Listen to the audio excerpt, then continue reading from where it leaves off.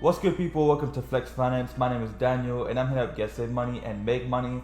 Today I'm giving you guys a few tips on swing trading to make sure you guys can be more successful at it.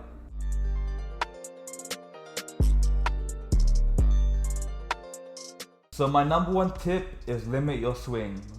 What I mean by that is I would have no more than about 4 to 5 swing trades at any one moment. Because once you go over that, it starts to be a bit hard to manage all of the trades, and a lot of things can go wrong once you have more than 5 trades. Also, with swing trades, to make the most out of them, you want to put or allocate a good amount of money into each trade. And you have more than 5 trades, that amount of money on each trade will be lowered, which means there's a lot less room for profit. I think 4 to 5 swings is a good number because it allows you to be diversified enough. If some swings fall through, the others will pick up that loss, or you're able to recoup your losses through those other swings. My second tip is use the 40-30-30 rule. And what that means is when you go into a swing trade, think about how much you want to put into that swing trade. I'm going to say, for example, if I'm going to put $1,000 into a swing, I'm not going to invest that whole $1,000 straight away. I'm going to put 40% of that, so I'm going to put $400 into that swing. And what that allows me to do is, if that swing falls in value, then you have money left over to invest to average down on your average cost. If I put $400 in and the price falls further than what I invested in originally, I have another 30% I can put in. That pushes you up to 7%. Now you still have 30% left over just in case it falls again. But what happens if you invest 40% and the stock doesn't fall, it rises? Well, in that case, you just leave it alone. You've made your money, be happy with what you haven't lost anything. Although you may not have made as much money as you would have liked or as you intended, you still made a good amount of money. And with swing trading, you have to be thankful for what you do get. Small profits lead to big profits in the long run, and profit is profit, so just be happy with what you have. My third tip is don't fall in love with your swing trades. Swing trades aren't supposed to be long-term holds. Unless you are long on a stock, meaning unless you go into a swing knowing that it's going to take a while for it to swing back up to where you want to sell, do not hold on to it. Okay, if the swing trade works for you and you made money off it, take your money and leave it alone. That doesn't mean you can't go back into it later, but don't hold hoping for more and more profits, because it won't happen. The nature of swing trades, they are volatile, so as quickly as you can make money, as quickly as you can lose that money.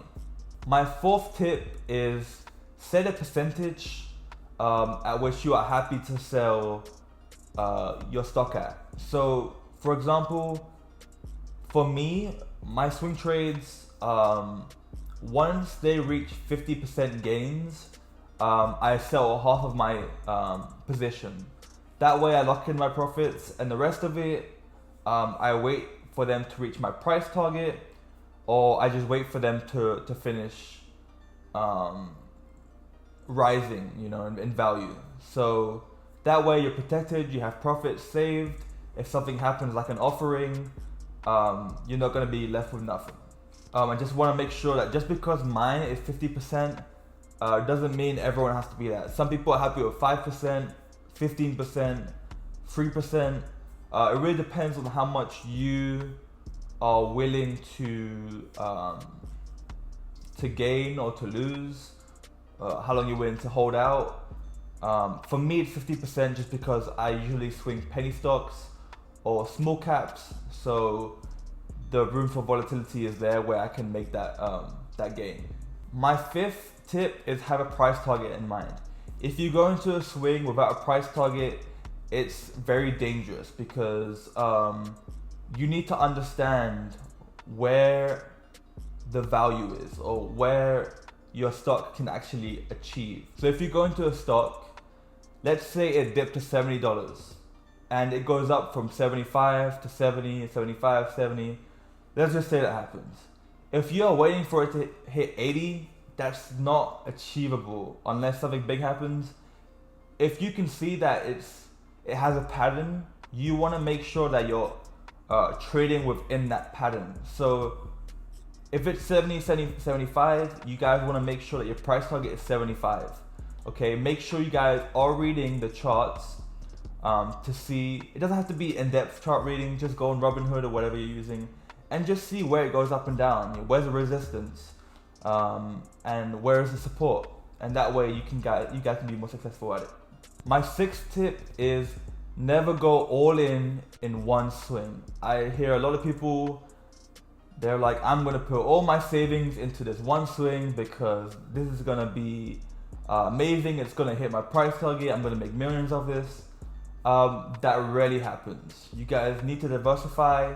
4 to 5 stocks, like I said, is what I recommend.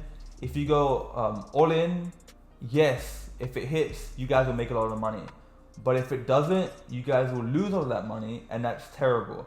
It's always better to make small profits than lose everything. My final tip is subscribe to this channel.